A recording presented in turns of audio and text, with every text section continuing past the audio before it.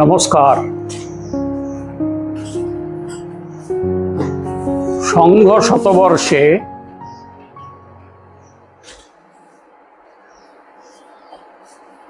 প্রজ্ঞা মন্দির কলকাতার এর কিছু ইতিকথা আজকে আমরা আলোচনা করছি। এই ঐতিহাসিক ভবন ভারতের স্বাধীনতার অনেক আগে থেকে, অর্থাৎ 1940 সাল থেকে আমাদের হৃদয় মন্দিরে চিরস্মরণীয় হয়ে রয়েছে। পৃথিবী বিখ্যাত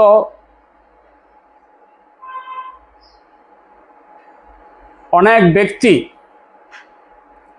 অনেক আধ্যাত্মিক প্রতিষ্ঠানের মহামানবগণের পদধূলিতে ধন্য এই প্রজ্ঞা মন্দির। বিশেষভাবে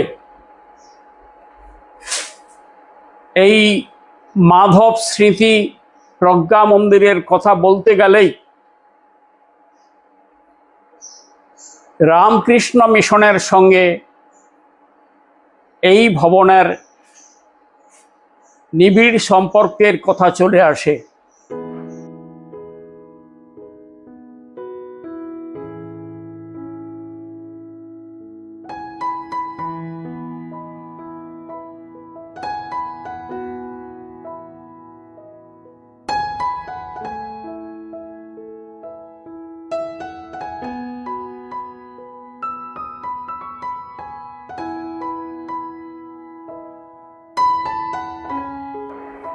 বহু বিশ্ববিশ্রুত ব্যক্তির পদধূলি ধন্য এই ঐতিহাসিক কার্যালয় 2015 সাল থেকে প্রজ্ঞা প্রবাহ তথা লোকপ্রজ্ঞার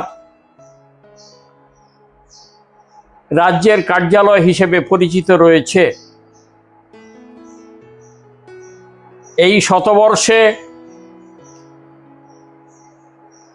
সবার আশীর্বাদ নিয়ে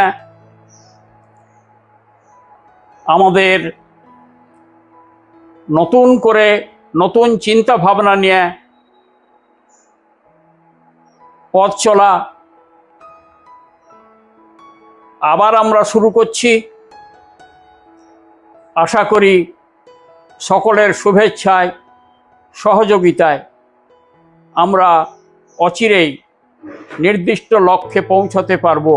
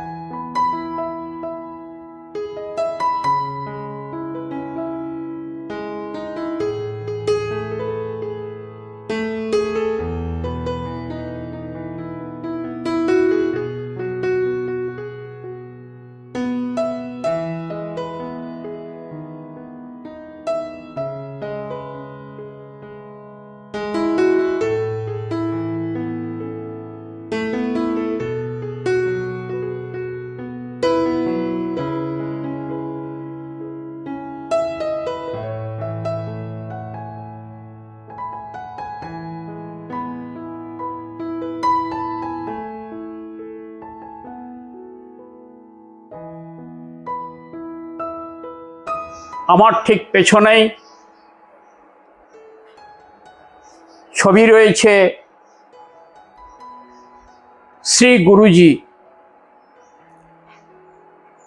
তথা মাধব সদাশিব গোলওয়ালকরের। উনি উত্তরপ্রদেশে প্রথম সংঘের সংস্পর্শে আসেন, তারপরে মহারাষ্ট্রের নাগপুরে রামকৃষ্ণ মিশনের প্রাচীন ধন্তৌলি আশ্রমে তৎকালীন ওখানকার অধ্যক্ষ স্বামী ভাস্করেশ্বরানন্দজির কাছে অনেক আধ্যাত্মিক জিজ্ঞাসা নিয়ে যান।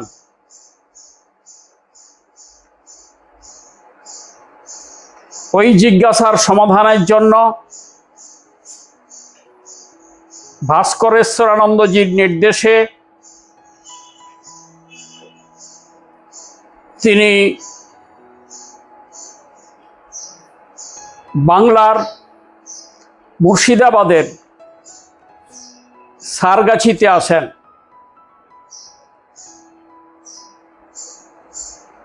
কয়েক মাস রামকৃষ্ণ মঠ মিশনের তৃতীয় অধ্যক্ষ স্বামী অখণ্ডানন্দজির পদপ্রান্তে থেকে তার সেবার মাধ্যমে তাকে সন্তুষ্ট করেন এবং এক বিশেষ সময়ে 1937 সালের 13ই জানুয়ারি মকর সংক্রান্তি তিথিতে স্বামী অখণ্ডানন্দজির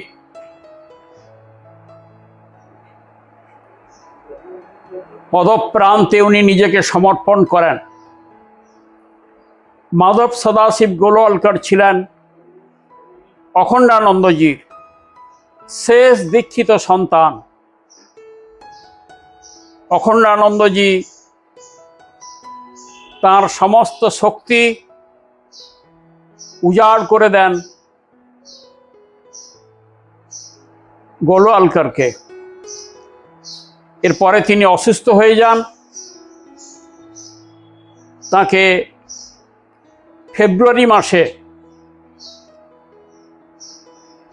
কলকাতা বেলুড় মঠে আনা হয় এবং কয়েকদিনের মধ্যেই মাধব সদাশিব গোলওয়ালকরের হাতে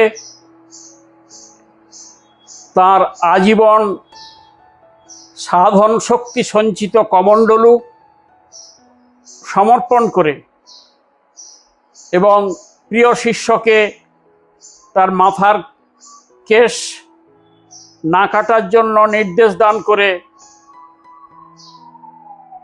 তিনি শ্রীরামকৃষ্ণ লোকে যাত্রা করেন।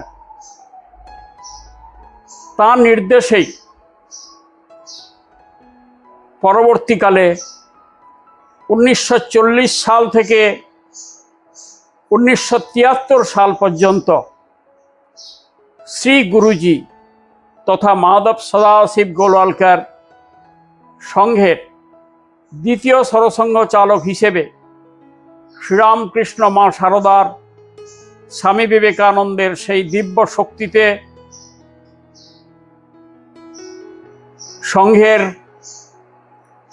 তথা হিন্দু বিশ্বের কাজকে এক বিশেষ জায়গায় উন্নীত করেন। 1940 সালে বঙ্গপ্রদেশে উনার হাত দিয়েই সংঘ কাজের শুরু হয়। সেই সময় থেকে এই কার্যালয় সারা ভারতবর্ষের তথা বিশ্বের কাছে এক ঐতিহাসিক স্থান হিসাবে চিহ্নিত হয়ে রয়েছে। বর্তমান এই 2025 সালেও আমরা কিছুদিন আগে জানতে পারি রামকৃষ্ণ মঠ মিশনের বর্তমান সহ সম্পাদক স্বামী বোধেশ্বরানন্দজি স্বামীজির বাড়িতে স্বামী জ্ঞানালোকানন্দজির পাশে বসে বললেন, আমি তো ওই সময়ে পূজ্য শরণানন্দজির সঙ্গে ওই কাঠের সিঁড়ি দিয়ে উপরে উঠে স্বর্গীয় একনাথজির সঙ্গে বসে অনেকবার এইখানে আলোচনা করেছি। আলোচনার বিষয় ছিল স্বামীজির জন্ম শতবর্ষে কন্যাকুমারিকায় বিবেকানন্দ শিলা স্মারক এবং বিবেকানন্দের মূর্তির প্রতিষ্ঠা কিভাবে করা যায়। এই আলোচনার জন্য বিবেকানন্দ শিলা স্মারক কেন্দ্রের প্রতিষ্ঠাতা স্বর্গীয় একনাথ রানাডেজির সঙ্গে মঠ মিশনের নবম প্রেসিডেন্ট স্বামী মাধবানন্দজির নির্দেশে পূজ্য শরণানন্দজি অনেকবার এই ভবনে এসেছেন, আলোচনা করেছেন।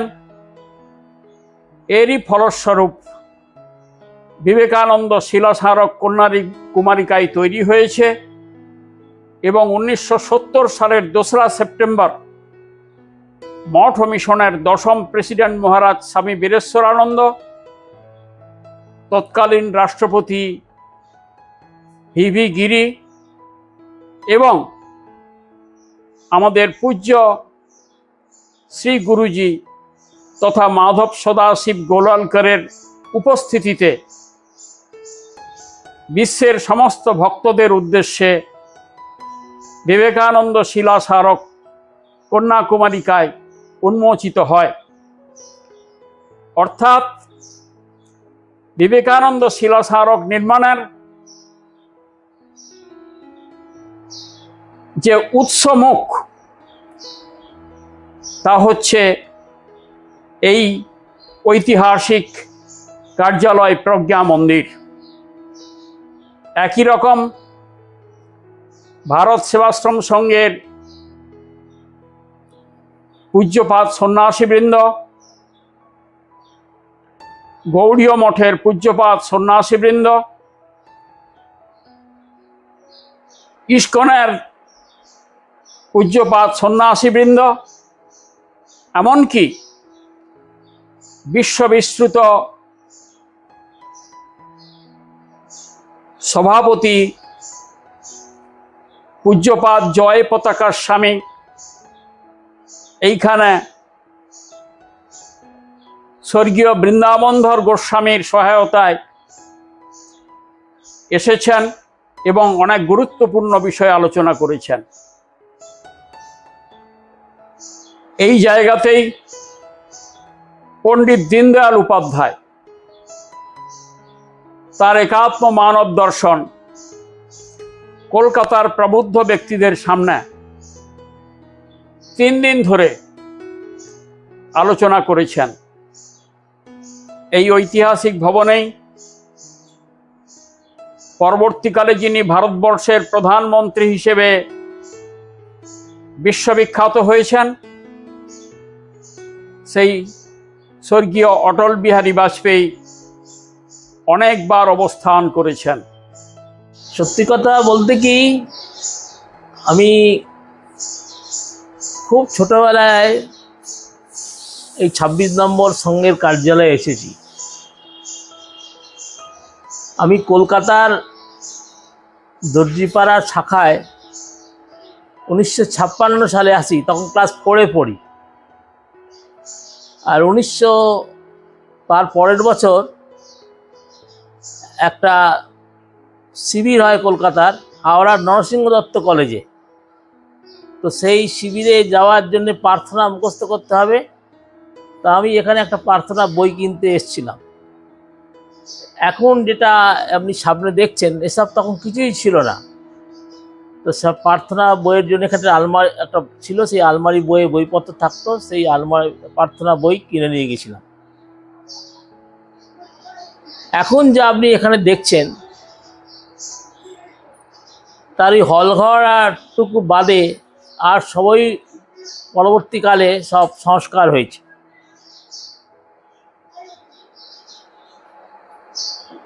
এই যে পেছনের এই অংশটা এগুলো কিছুই ছিল না, এখানে শুধু দেয়ালই ছিল একটা, আর ওই দিকের বড় হলঘর, রান্নাঘর, আর এই দিকের ওই পেছনের দিকের একটা ঘর ছিল। এইখানে এত সাজানো গোজানো কিছু না, একটা টিনের চাল ছিল। আর এখানে ওই আগেকার পুরোনো দিনে রেলিংওয়ালার ঘেরা বারান্দা থাকো, সেই রেলিংওয়ালার ঘেরা বারান্দা। আর এখানে একটা টেবিল, আর এরকম চেয়ার টেয়ার কিছু ছিল না, দুটো বেঞ্চি পাতা ছিল, আমরা সেখানে এসেই বসতাম। তারপর কালে কালে আমি যখন এসছি, এটা শুনেছি যেটা আমরা যে 1940 সালে এই কার্যালয়ে আমরা ভাড়া নিয়েছিলাম। যে সমস্ত ছাত্র অন্যান্য প্রদেশ থেকে কলকাতায় পড়তে আসতো তারা এখানে থাকতেন। 1942-43 নাগাদ এটা আমাদের সংঘের কার্যালয় হিসেবে নেওয়া হয়। তারপর থেকে অবশ্য এই যে পুরো ফ্লোরটা দেখছেন এটা আমাদের সংঘের কার্যালয়, এবং এটা সংঘের সংসদের কাজ 26 বিধান সরণি, মানে সংঘের প্রান্ত কার্যালয় হিসেবে এই এত বছর ধরে চলে আসছে। যখন এসেছি তখন এখানে থাকতেন কলকাতার মহানগরে যিনি কাজ দেখতেন প্রচারক হিসেবে কেশবরাও দীক্ষিত। আর ওই ঘর যেখানে ওটাকে টেলিফোন ঘর বলা হতো, তখন একটাই টেলিফোন ছিল আগেকার দিনের, সেখানে কেশবজি থাকতেন। আর অজিত বিশ্বাস ওনার একজন কার্যকর্তা ওই ঘরে থাকতেন। তারপরে আমাদের বাংলায় সংঘের কাজ শুরু হয় 1939 সালে। প্রথম কাজের জন্য এখানে আসেন সংঘের দ্বিতীয় সরসংঘচালক পূজনীয় শ্রী গুরুজি 1939 সাল নাগাদ। তার কয়েক মাস বাদে উনি ফিরে যান নাগপুরে। তারপরে আসেন সংঘের তৃতীয় সরসংঘচালক বালা সাহেব দেওরাস। কিন্তু তখন উনি এখানে থাকতেন না, তখন এই নিবাসে ওরা থাকতেন না। 42 সাল থেকে মোটামুটি আমাদের এই কার্যালয় এখানে। তারপরে যারা ছিলেন বাংলার কাজের জন্য, তার নাম পাতকেজি, বিঠ্ঠলরাও পাতকে। তারপরের জন ছিলেন মনোহর হরকরে। তারপরে 1949 সাল থেকে সংঘের কাজ পশ্চিমবাংলায় একটু দানা বাঁধতে শুরু করে। অমল কুমার বসু, যিনি মধ্যপ্রদেশের ধারে থাকতেন, তিনি এখানে এলেন। তিনি অধ্যাপনা করতেন বিএড কলেজে, এবং সংঘের প্রান্ত প্রচারকের দায়িত্ব ছিল। তারপরে একনাথজি রানাডে, যিনি বিবেকানন্দ কন্যাকুমারীতে বিবেকানন্দ স্মারক প্রতিষ্ঠা করেছিলেন, তিনি এখানে থাকতেন। এখন এটা আপনাকে দেখাতে বলেন, এখানে একটা মগুর ছিল, শরীর স্বাস্থ্য খুব ভালো ছিল, উনি মুগুর ভাঁজ দেন। তারপরে এখানে অনেকে থেকেছেন। এখানে যারা থেকেছেন তাদের মধ্যে আছেন বসন্তরাও ভট্ট, বংশীলাল সোনি, রতন ভট্টাচার্য। পেছনের দিকের ঘরে বাবুরাও পালধিকার, শ্রীকৃষ্ণরাও মদলক, সুনীল পদ গোস্বামী। এরকম ধারাবাহিকভাবে সবাই এখানে থেকেছেন যারা কাজ করেছেন। আগেই আমাকে বলেছি যে হলঘর আর ওই রান্নাঘরটুকু ছাড়া যে যা কিছুই আপনি দেখাবেন সবই নতুন করে সংস্কার হয়েছে। এখানে বালা সাহেবজি দেওরাস এসেছিলেন, বিশেষ করে 1977 সালে জরুরি অবস্থার পর যখন প্রত্যাহার হলো,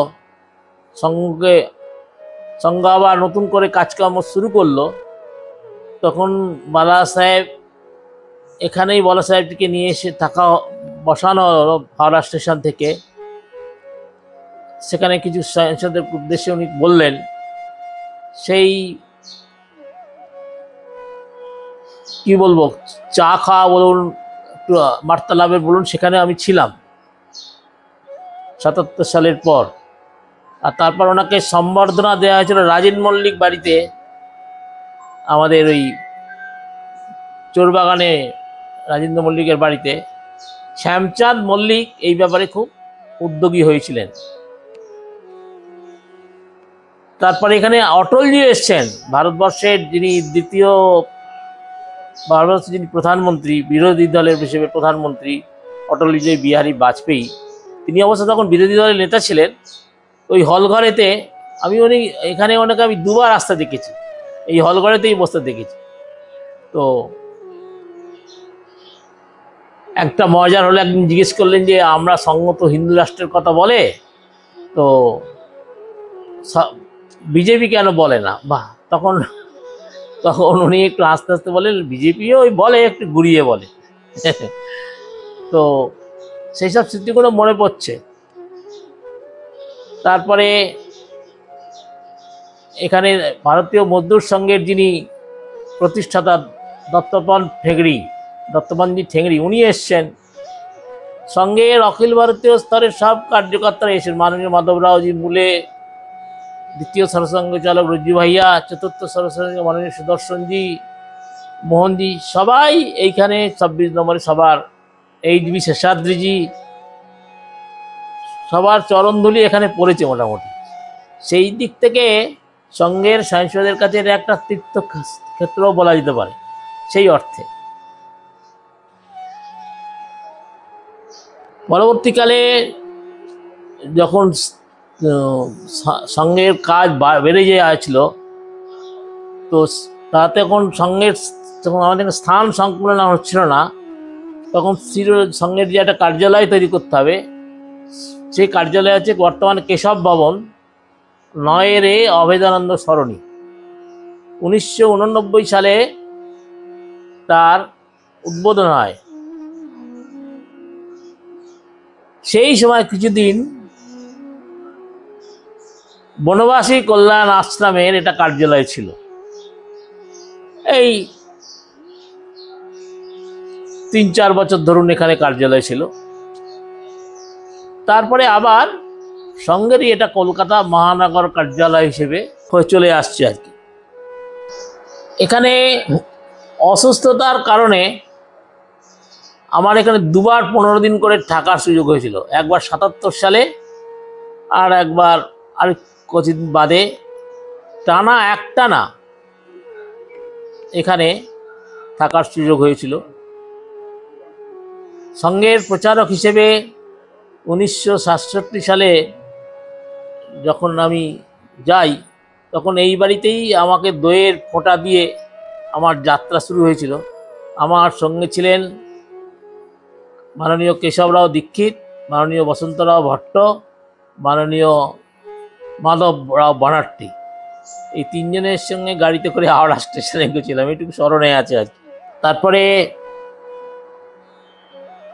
এখানে কল্যাণ আশ্রমের যেমন একটা কার্যালয় ছিল, স্থান এদিক ওদিক না পায় কিছুদিন স্বস্তিকা, আমাদের সাপ্তাহিক স্বস্তিকা যে আছে পাশের বাড়িতে, তার সম্পাদকীয় বিভাগের কাজও এখানে কিছুদিন চলেছিল। আমরা মরিচঝাপি কথা সবাই জানি, মরিচঝাপিতে সেবা কাজ চলেছিল। অথবা বাংলাদেশ গড়ার সময় 1971 সালে তখন যে সেবা কাজগুলো চলছিল, তার মূল কেন্দ্র ছিল এই 26 নম্বর বিধান সরণি। আমার মনে পড়ছে এখানে একবার সাংবাদিক বৈঠক হয়েছিল, আমাদের তৃতীয় সরসংঘচালক মাননীয় রজ্জু ভাইয়া সেই সাংবাদিক বৈঠক নিয়েছিলেন, বংশীলাল সঙ্গীও সেই সময় ছিলেন। এখানে কার্যালয়ের প্রমুখ হিসেবে অনেকে কাজ করে গেছেন, যেমন মনমোহন রায়, রোহিণী প্রামাণিক, গোসাই দাস, স্বপন ঘোষ, এরা সব সংগীত প্রচারক, বিভিন্ন সময় এরা কাজ করে গেছেন। এখানে ধারাবাহিকভাবে যেহেতু এটা কেন্দ্র, সেখানে আমাদের ছিলেন ক্ষেত্র প্রচারক বাবুরাওজি পালদিকর, শ্রীকৃষ্ণরাও মদলক, সুনীল পদ গোস্বামী, এরা সব এখানেও কিছুদিন ছিলেন।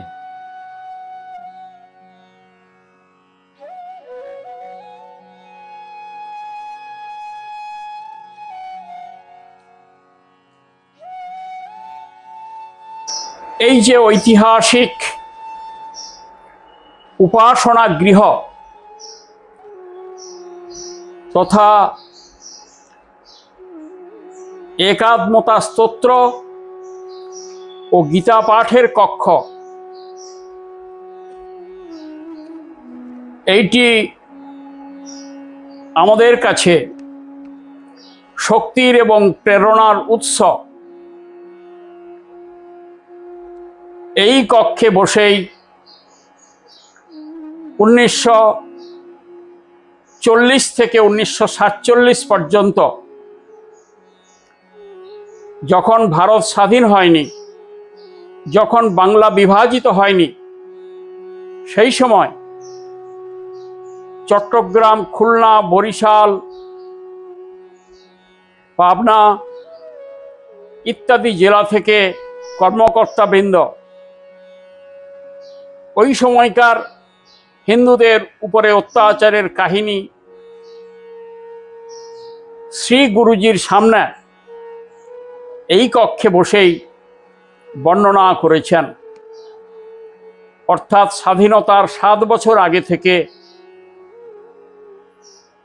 বহু ইতিহাসের সাক্ষী এই কক্ষ। এই কক্ষের মধ্যেই পণ্ডিত দীনদয়াল উপাধ্যায়,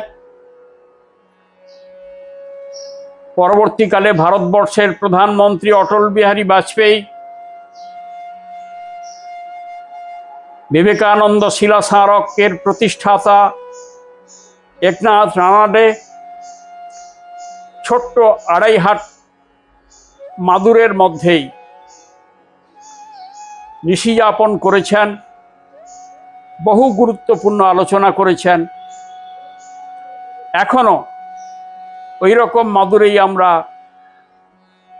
এই জায়গায় শয়ন করি। এই কক্ষের মধ্যে বিশাল আকৃতি অখণ্ড ভারতের যে মানচিত্র রয়েছে, তার সামনে বসেই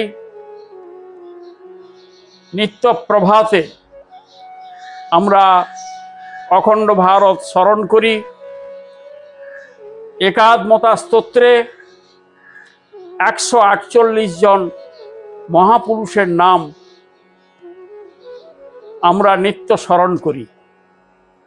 তারপরে গীতা পাঠ এবং সর্বে ভবন্তু সুখিনঃ, সর্বে সন্তু নিরাময়া, সর্বে ভদ্রাণি পশ্যন্তু, মা কশ্চিৎ দুঃখ ভাগ ভবেৎ, এই মন্ত্র দিয়ে আমাদের সকালের উপাসনার সমাপ্তি ঘটে। অর্থাৎ এইটি আমাদের শক্তি ও প্রেরণার গোমুখ।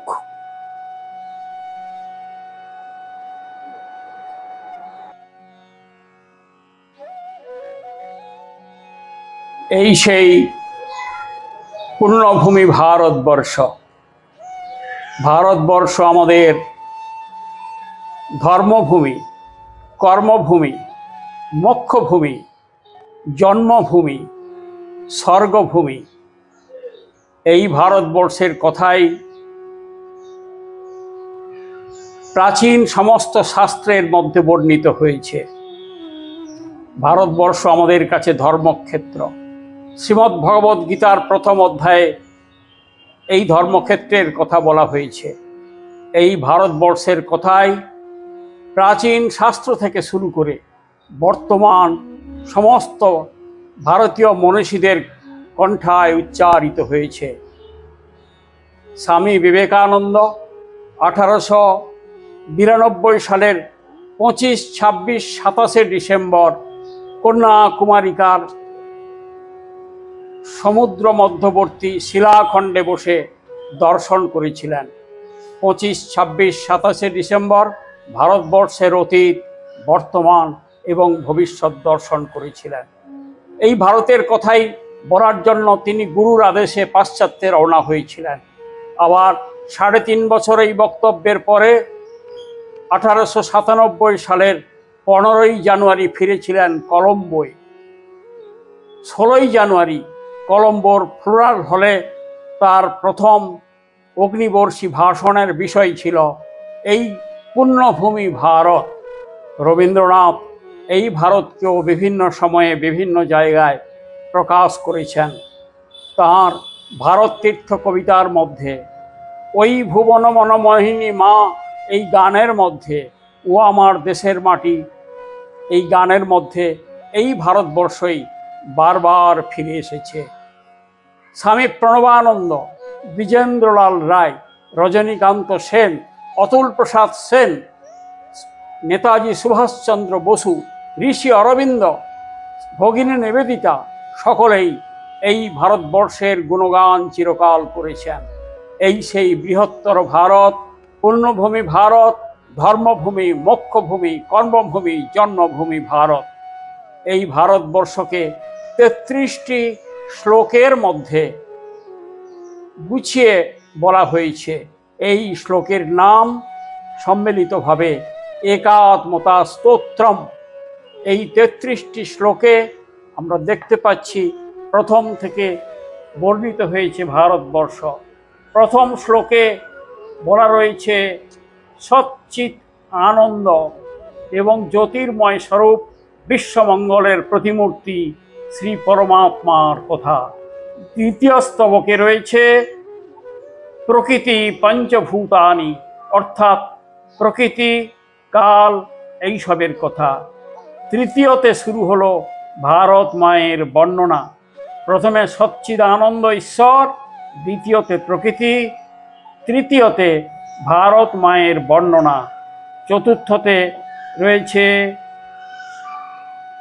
চতুর্থ শ্লোকে রয়েছে আমাদের 7টি মূল পাহাড় পর্বতের নাম। পঞ্চম শ্লোকে রয়েছে 11খানা নদ নদীর নাম। ষষ্ঠ এবং সপ্তম শ্লোকে রয়েছে ভারতবর্ষের 17টি মূল তীর্থক্ষেত্রের নাম। অষ্টম এবং নবম শ্লোকে রয়েছে আমাদের 10টি মৌলিক শাস্ত্রের নাম। দশম এবং একাদশ শ্লোকে রয়েছে প্রণম্যা মাতৃদেবী, এইরকম 16 জনের নাম। দ্বাদশ, ত্রয়োদশ এবং চতুর্দশ শ্লোকে রয়েছে 28 জন পুরাণোক্ত মহাপুরুষের নাম। 15, 16, 17, 18 এবং 19 শ্লোকে রয়েছে দৈব গুণসম্পন্ন মহামানবদের নাম। 20 এবং 21 শ্লোকে রয়েছে কলাকারদের নাম। 22, 23, 24 এবং 25 শ্লোকে রয়েছে বিখ্যাত বীর মহামানবদের নাম। 26 এবং 27 শ্লোকে রয়েছে 12 জন বৈজ্ঞানিকের নাম। সবশেষে 28, 29, 30 এবং 31 নম্বর শ্লোকে রয়েছে 23 জন বর্তমানকালের নব চৈতন্য দানকারী মহামানবের নাম। এরপরে যারা বাকি থেকে গেলেন, যাদের নাম উক্ত হলো না, সবাইকে স্মরণ করে তাদেরকেও প্রণাম জানানো হয়েছে। 32 নম্বর শ্লোকে। আর সবশেষে এই একাত্মতা স্তোত্রের ফল কি? দৈনিক যদি আমরা আন্তরিকতার সঙ্গে পাঠ করি, স্মরণ করি, এই ভারতবর্ষকে প্রণাম করি, তাহলে অখণ্ড ভারতের সেবা করি, তাহলে নিশ্চিত আমরা অখণ্ড ভারতের পূজারী হব, দেশ আবার অখণ্ড হবে। এই কথাই বলা হয়েছে। শেষে বলা রয়েছে ভারত মাতা কি জয়, অর্থাৎ ভারতবর্ষের জয়ধ্বনি। এই 33টি শ্লোকের মধ্যে পরিপূর্ণ প্রাচীন থেকে বর্তমান ভারতবর্ষের এই অপূর্ব বর্ণনা দ্বিতীয় আর কোনো শ্লোক এ পর্যন্ত পাওয়া যায়নি। সুতরাং এই পরিপূর্ণ ভারতবর্ষের যে সুন্দর চিন্তা, এই শ্লোক এটি নিত্য স্মরণযোগ্য। আমরা সবাই এইটিকে স্মরণ করব। ভারত মাতা কি জয়। সঙ্গের ইতিহাসের দিক থেকে বিচার করলে এই 26 নম্বর বিধান সরণি একটি ঐতিহ্যশালী ভবন। ভারতবর্ষ যখন স্বাধীন হয়নি, ভারতবর্ষ যখন অখণ্ড ছিল, সেই 1940-42 সাল থেকেই বাংলার সঙ্গের কাজের কেন্দ্র এই 26 বিধান সরণি। বাংলার সঙ্গের কাজকে বিস্তার এবং পুষ্ট করার জন্যে সংঘের দ্বিতীয় সরসঙ্ঘচালক শ্রী গুরুজি MS গোলওয়ালকর নাম, তারপর থেকে প্রায় সংঘের সব সরসঙ্ঘচালকই এই ভবনে, বিশেষ করে যে ঘরে বসে আজ আমরা কথা বলছি, সেই ঘরেতে অনেক বিষয় নিয়ে চর্চা করেছেন, বৈঠক করেছেন। এছাড়া অনেক সমাজের যারা গণ্যমান্য বিশিষ্ট অতিথি মানুষ, তারাও এখানে এসেছেন। ভারতীয় জনসংঘের যিনি প্রতিষ্ঠাতা এবং আমাদের কলকাতারই অধিবাসী, ভবানীপুরবাসী, কলকাতা বিশ্ববিদ্যালয়ের সর্বকনিষ্ঠ অধ্যাপক ডক্টর শ্যামাপ্রসাদ মুখার্জি এখানে এসছেন। কিছুদিন আগেও রামকৃষ্ণ মঠ ও মিশনের যিনি সভাপতি ছিলেন স্বামী শরণানন্দজি, তিনি এখানে এসছেন। বিবেকানন্দ কেন্দ্রের যিনি কন্যাকুমারীতে প্রতিষ্ঠাতা শ্রদ্ধেয় একনাথ রানাডের, তার কার্যক্ষেত্রের একটা সময় একটা কেন্দ্র ছিল ইস্কন, আন্তর্জাতিক কৃষ্ণ ভাবনামৃত সে সংঘ, তার যিনি প্রধান পূজনীয় স্বামী জয়প্রকাশ আজি মহারাজ এখানে এসছেন। স্বর্গীয় বংশীলাল সোনি তাকে এখানে নিয়ে আসতে সাহায্য করেছিলেন। হরিদ্বারের ভারত মাতা মন্দিরের মহামণ্ডলেশ্বর পূজনীয় স্বামী সত্যমিত্রানন্দজিও এখানে এসছেন।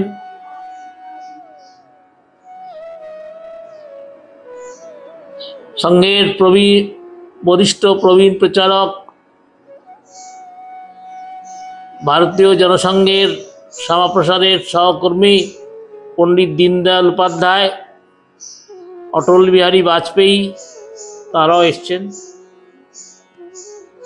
বিশেষত এই ঘরটাকে কেন্দ্র করে যারা বেশি এসছেন তাদের কথা বলছি। 26 নম্বরে তো অনেকেই এসছেন, কিন্তু এই ঘরে বসে তারা সংসদের সঙ্গে কথা বলেছেন, চর্চা করেছেন।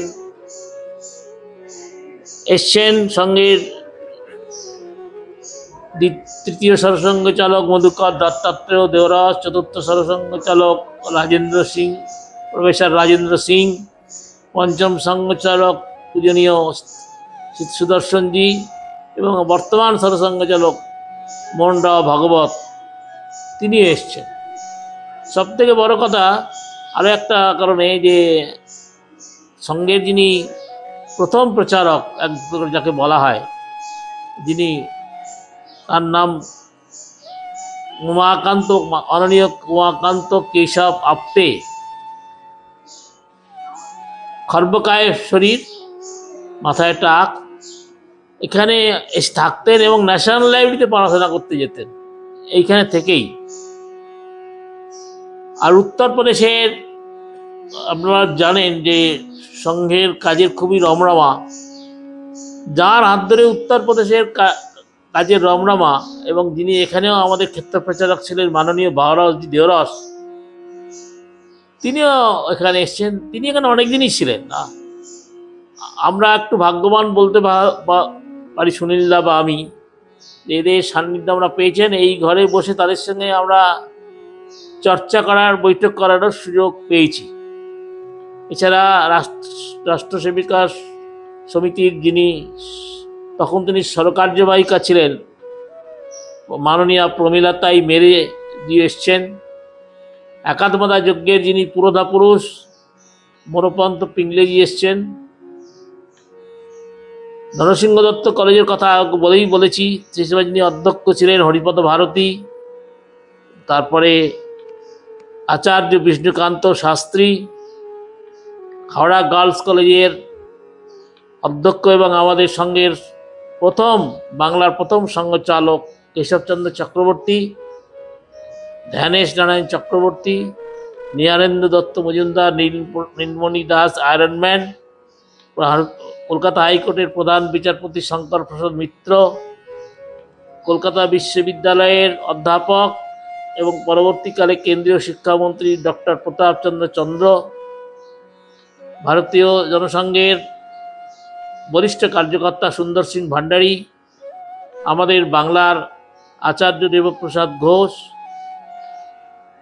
জনজাতি সমাজের গুরু শিবু মুর্মু, দত্তপঞ্জি ঠেংরি, প্রায় ওই তৎকালীন সমকালীন ভারতবর্ষের বিশিষ্ট মানুষের চরণধুলি ধন্য আমাদের এই 26 নম্বর ভবন, বিশেষত এই সংঘের যে বিশাল সভাকক্ষ যেটা আমরা বলি সেইটি। তো সংক্ষেপে এই দিক থেকে এটা একটি ঐতিহ্যশালী ভবন, আমাদের কাছে এটা তীর্থক্ষেত্র। সংক্ষেপে এই হলো 26 নম্বরের একটা ইতিহাস। নমস্কার, ধন্যবাদ।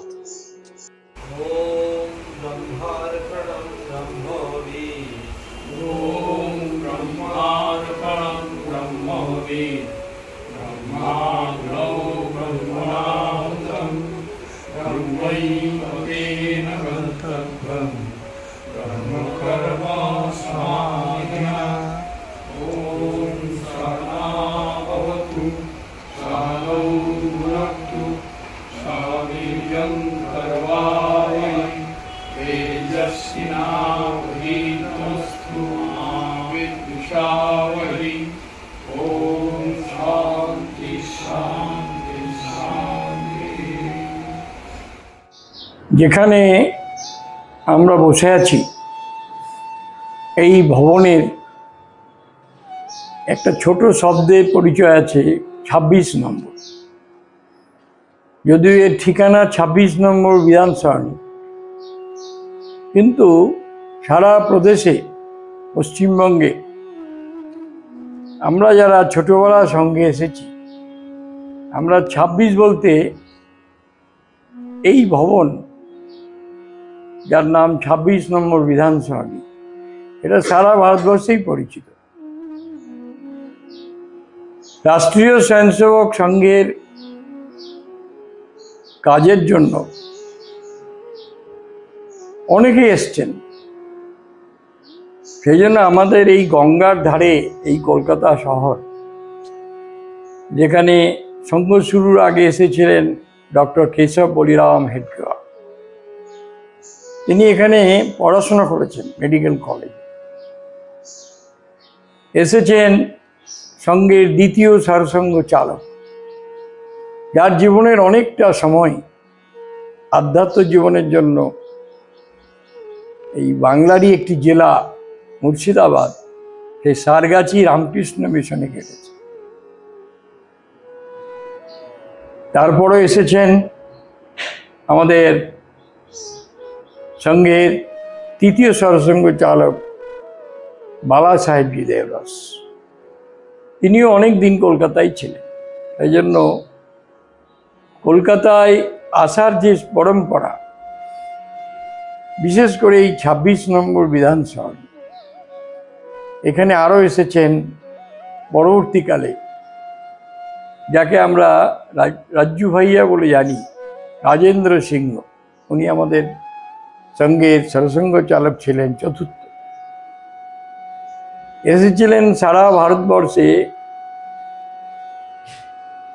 যাকে সুদর্শনজি বলে সবাই চেনেন, পঞ্চম সরসঙ্গ চালক, যার অনেকটা সময় আমাদের এই কলকাতায় প্রায় 14 বছর কেটেছে। উনি এসেছিলেন এখানে। আজকের যিনি সরসঙ্গ চালক, তিনিও কিন্তু একটা সময় এইখানে কিছুদিন কেন্দ্র করে কাজ করেছেন।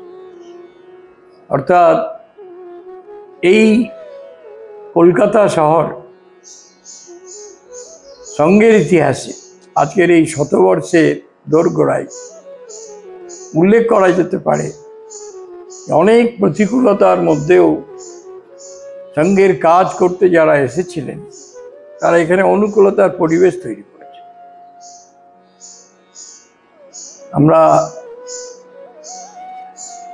আমি ব্যক্তিগতভাবে স্বয়ংসেবক হয়েছি উত্তরবঙ্গের মালদা শহর, ছোটবেলায় শাখা এসেছি। এই জন্য এই ২৬ নম্বর এখানে পৌঁছাতে একটু সময় লেগেছে আসতে। আমি এসেছিলাম এই ২৬ নম্বর বিধানসভা নিয়ে, এই কলকাতা বিশ্ববিদ্যালয়ে আইন পড়তে, এখানেই থাকতাম। সেই জন্য ১৯৭৫ আর আজকে ২০২৫, ৫০ বছর। এই ৫০ বছরে কলকাতা শহরে, বিশেষত এই আমাদের এই ভবনের উপর দিয়ে অনেক ঝড় গেছে। ঝড় এই জন্য উল্লেখ করলাম যে রাষ্ট্রীয় স্বয়ংসেবক সংঘের কাজ আমাদের এই প্রদেশ, বঙ্গপ্রদেশে যাতে বাধাপ্রাপ্ত হয়, তার জন্য একটা নিরন্তর চেষ্টা অনেক বছর ধরেই চলছে। আমরা জানি রাষ্ট্রীয় স্বয়ংসেবক সংঘকে 1948 তখন আমাদের এখানে কার্যালয় হয়ে গেছে। প্রথম সংঘের উপরে যে নিষেধাজ্ঞা এলো, এবং সেই সময় যিনি প্রধানমন্ত্রী ছিলেন, ভারতবর্ষের সর্বত্র সংঘের উপরে যে আঘাত, সংঘের উপরে যে প্রতিবন্ধ, সেই সময় এই আমাদের সংঘের কাজ এখানে জাস্ট শুরু হয়েছে। সংঘ শুরু হয়ে এখানে 8 বছর হয়েছে মাত্র, কিন্তু ওই প্রতিকূলতার মধ্যেও বাংলার কাজকে কেউ দমিয়ে রাখতে পারেনি। সেই জন্য আমরা দেখলাম আমাদের এই প্রদেশে শুরুতে অনেক বাইরের প্রচারকরা এসছেন। আমার ধারণা এই প্রতিকূলতার মধ্যে যারা কাজ করে গেছেন, পরবর্তীকালে এই প্রদেশ থেকেই এত প্রতিকূলতা সত্ত্বেও অনেকে সংঘের কাজে নিবেদিত প্রাণ হয়ে প্রচারক হিসেবে এগিয়ে এসছেন। তার মধ্যে কলকাতা শহরেরই উল্লেখ করা যেতে পারে। এখানে প্রচারক হিসেবে কাজ করতে গেছেন শ্যামমোহন দে। স্কুল শিক্ষক ছিলেন, শিক্ষকতা ছেড়ে সংঘের কাজ করেছেন। এই মানিকতলারই স্বয়ংসেবক কাজ করেছেন। এই আমাদের এই ভবনের কাছেই বাড়ি, যিনি উত্তরবঙ্গে এক ডাকে তাকে সবাই চেনে আজও, দীর্ঘকাল কাজ করেছেন, শ্রী বংশীলাল সোনি। আরো অনেকেই বেরিয়েছেন এখানে, রাধা গোবিন্দ পোদ্দার, শ্যামলাল বন্দ্যোপাধ্যায়,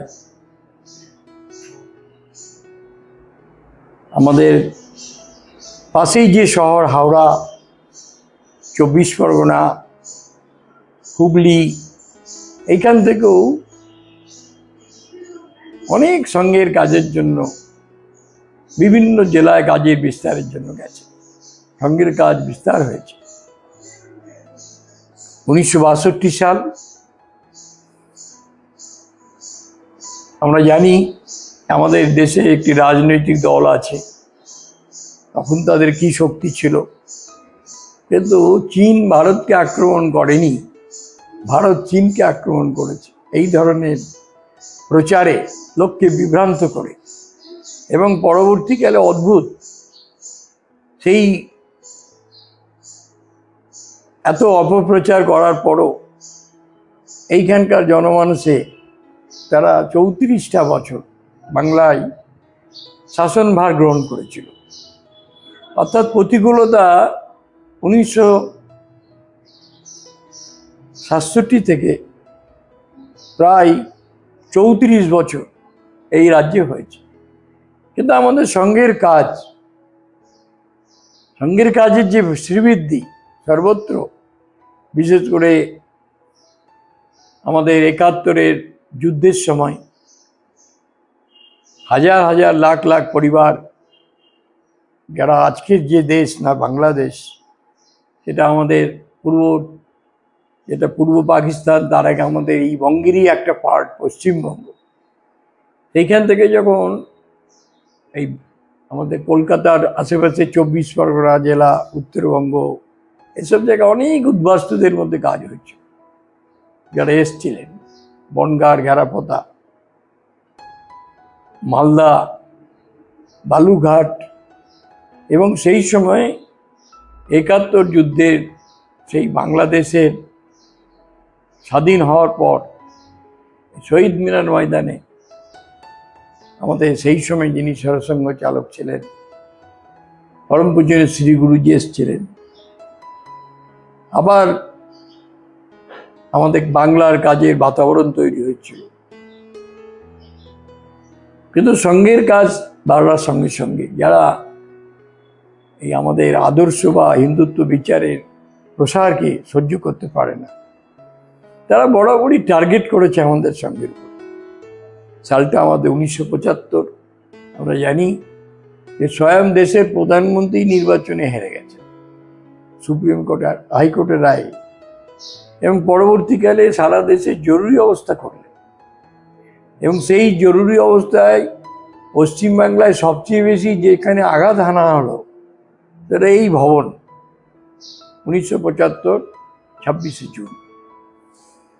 সেই দৃশ্যটা আমার মনে আছে, কারণ আমি এই জরুরি অবস্থার সময় এইখান থেকে যে 7 জনকে ধরে নিয়ে যাওয়া হয়েছিল, আজ থেকে 50 বছর আগে, সেই সময় আমিও ওই প্রেসিডেন্সি জেলে দীর্ঘ 22 মাস থাকার সৌভাগ্য অর্জন করেছি।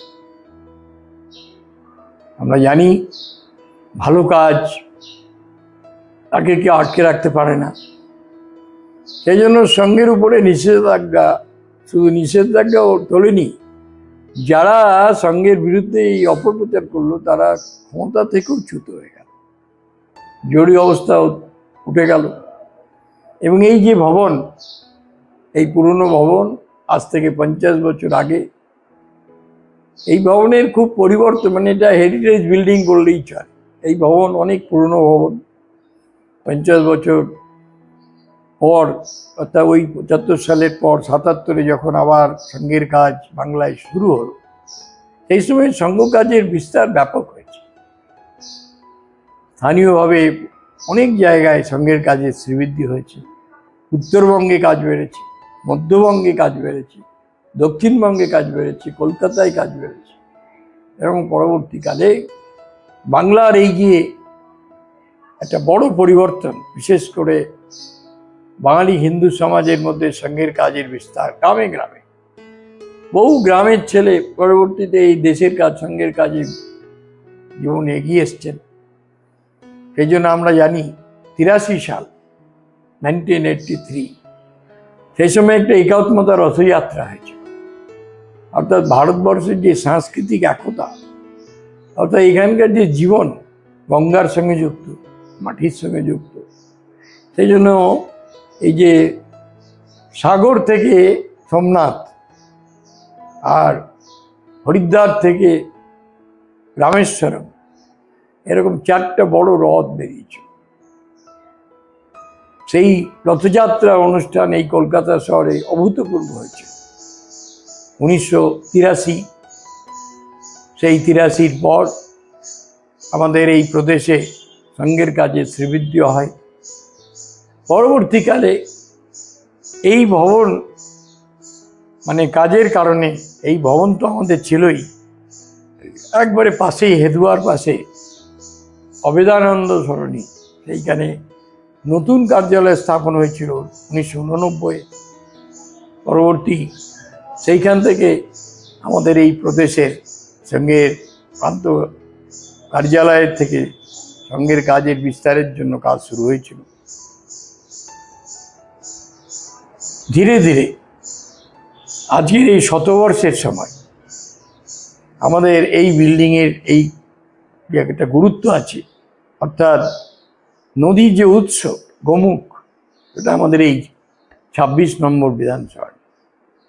সেই জন্য এই বিল্ডিংয়ের প্রতিটি বস্তু আমাদের সাক্ষী দেয় যে সঙ্ঘের কাজ কত প্রতিকূলতার মধ্যে অনুকূলতার পরিবেশ তৈরি হয়েছে। এবং আজকে আমরা ভাগ্যবান যে সঙ্ঘের শতাব্দী বছর, 100 বছর পূর্ণ হচ্ছে। এরকম সময়ে আমাদের রাষ্ট্রীয় স্বয়ংসেবক সংঘের কাজ, এই আমাদেরই কবির কথায় বলতেন, এ দেশ অতুল প্রসাদ সেন গান গেয়ে বলেছেন, বলো বলো বলো সবে, শত বিনা বেনু রবে, ভারত আবার জগৎ সভায় শ্রেষ্ঠ আসন পাবে। ধর্মে মহান হবে, কর্মে মহান হবে, নবদিন মণি উদিবে আবার পুরাতন বৈভব। অর্থাৎ ভারত সারা বিশ্বে একটা সম্মানের জায়গায় পৌঁছাচ্ছে। আর এই সম্মান জায়গায় পৌঁছানোর জন্য আমরা যারা রাষ্ট্রীয় স্বয়ংসেবক সংঘের স্বয়ংসেবক, দীর্ঘ 100 বছর ধরে আমরা কাজ করছি। সেই কাজকে সম্পূর্ণ করার জন্য, এগিয়ে নিয়ে যাওয়ার জন্য আমাদের যারা পূর্বসূরি কাজ করে গেছেন, যারা প্রয়াত হয়ে গেছেন, মুক্তির মন্দির সোপান তলে কত প্রাণ হলো বলিদান, লেখা আছে অশ্রু জলে। ভারতবর্ষের বিভিন্ন প্রান্তে এবং আমাদের এই প্রদেশেরও বিভিন্ন জেলায় অনেক কার্যকর্তারা, যারা এই শতবর্ষের আলোকে তারা দেখতে পেলেন না, কিন্তু তারা যে কাজ করে গেছেন, তারা যে জীবন দিয়ে গেছেন একটা আদর্শকে প্রতিষ্ঠার জন্য, সেই শতবর্ষে তাদেরও স্মরণ করি। অনেক কার্যকর্তা, গৃহী কার্যকর্তা, আমাদের অনেক প্রচারক কার্যকর্তা যারা আজকে আছেন, অনেকে বয়সের কারণে, শারীরিক কারণে আর ততটা অ্যাক্টিভ নেই, কিন্তু তারাও নিজের চোখে এই যে ছোটোবেলার যে স্মৃতি, এই 26 নম্বর আসার যে স্মৃতি, কাঠের সিঁড়ির যে স্মৃতি, সেটা আমাদের সবাইকে স্মরণ করিয়ে দিচ্ছে। তাই এই আগামী শতবর্ষে অনেক রকম অনুষ্ঠান আসবে।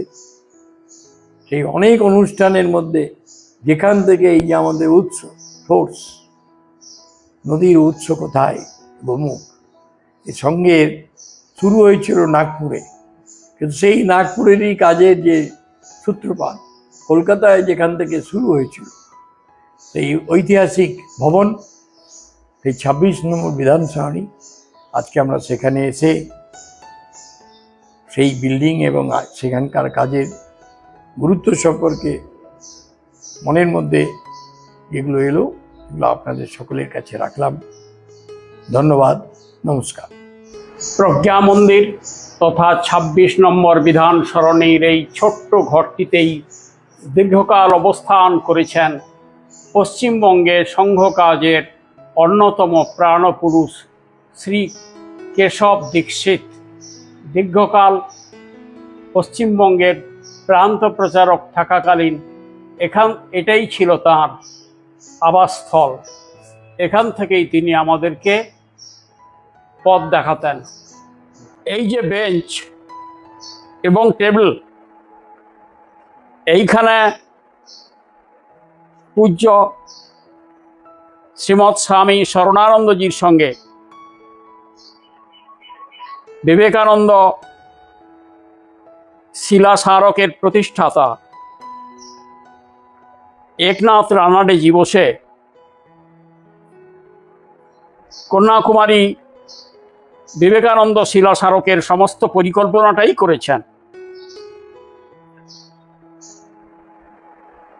অর্থাৎ মন্দির কেমন হবে, কিভাবে হবে, কুপন কেমন ছাপানো হবে, মূর্তি কোথায় বসবে, কিভাবে অর্থ সংগ্রহ হবে, এই রকম ছোটোখাটো বিষয়েরও সামগ্রিক আলোচনা এই বেঞ্চ এবং টেবিলে বসেই হয়েছে। এই বেঞ্চ এবং টেবিলে বসেই পরবর্তীকালে ইসকনের বর্তমান সারা বিশ্বের সভাপতি পূজ্যপাদ জয় পতাকা স্বামী, সংঘের তৎকালীন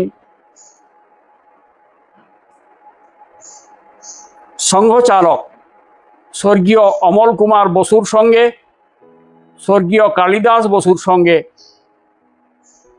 শ্রী বৃন্দাবনধর গোস্বামী এবং শ্রী কেশব দীক্ষিতের উপস্থিতিতে অনেক গুরুত্বপূর্ণ কথা, অর্থাৎ ইসকনের বিদেশ থেকে আসা কর্মকর্তারা কিভাবে ভারতবর্ষে থাকবেন, এই রকম গুরুত্বপূর্ণ বিষয়ে আলোচনা হয়েছে।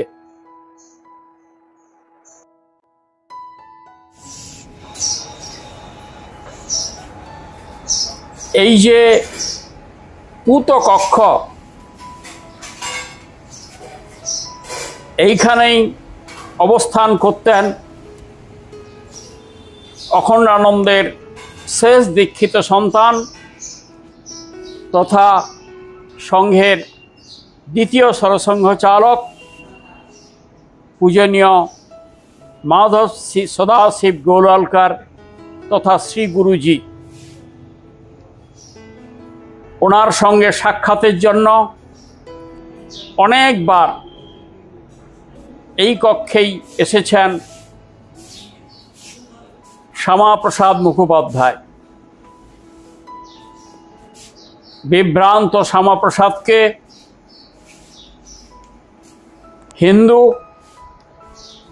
তথা বাংলাকে রক্ষা করার জন্য শুধু পথনির্দেশ নয়, একটি বিরাট কাজের গুরুভার নেওয়ার পরামর্শ দিয়েছেন শ্রী গুরুজি। শ্যামাপ্রসাদ ওই কাজ সম্পর্কে উষ্মা প্রকাশ করায় তিনি তার দক্ষিণ ও বামহস্ত হিসাবে পণ্ডিত দীনদয়াল উপাধ্যায় এবং অটল বিহারী বাজপেয়ী দুজনকে ডেকে এনে শ্যামাপ্রসাদের সঙ্গে পরিচয় করান এই কক্ষেই। শ্রী গুরুজির উপস্থিতিতে এই কক্ষে বসেই ভারতীয় জনসংঘ এই নামটি পরবর্তীকালের যুদ্ধের প্রস্তুতি হিসেবে নিশ্চিত করা হয়। অর্থাৎ ভারতীয় জনসংঘ নামটির সূতিকাগার এই বিখ্যাত কক্ষ। আজকে সমস্ত মহাপুরুষদের সঙ্গে এই কক্ষ পরিচয়ের সময়ে শ্রী গুরুজিকেও এই মাধব স্মৃতি প্রজ্ঞা মন্দিরে প্রণাম জানাই। যে কক্ষটি দেখছেন, এই কক্ষে আমাদের খুব গুরুত্বপূর্ণ কর্মকর্তা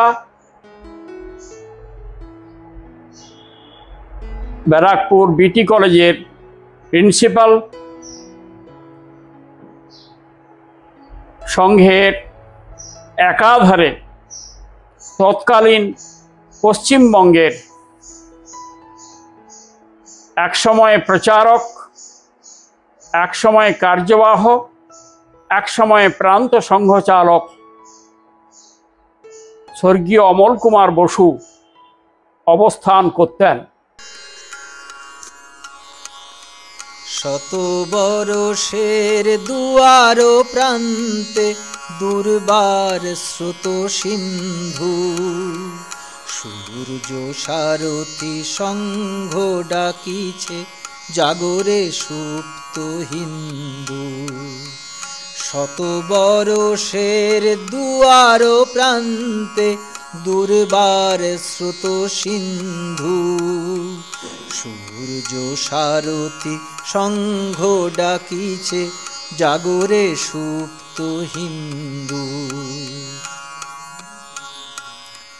স্বদেশ মন্ত্রে চিরদীক্ষিত স্বয়ং সেবক যত, কেশবের ডাকে কর্মসাগরে ডুব দেয় অবিরত।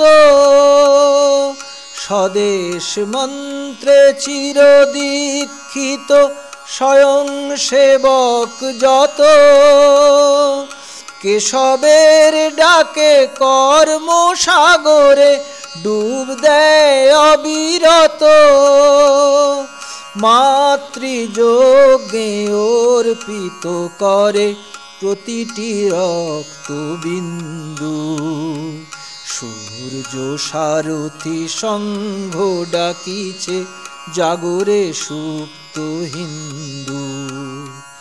শত বরষের দুয়ার প্রান্তে দুর্বার স্রোত সিন্ধু, সূর্য সারথি সংঘ ডাকিছে জাগরে সুপ্ত হিন্দু। হিমগিরি হতে কন্যাকুমারী গাহি সাম্যের গান, হিন্দু নামের তড়িত স্পন্দে ঘটে নব উত্থান। হিমগিরি হতে কন্যাকুমারী গাহি সাম্যের গান, হিন্দু নামের তড়িত স্পন্দে ঘটে নব উত্থান।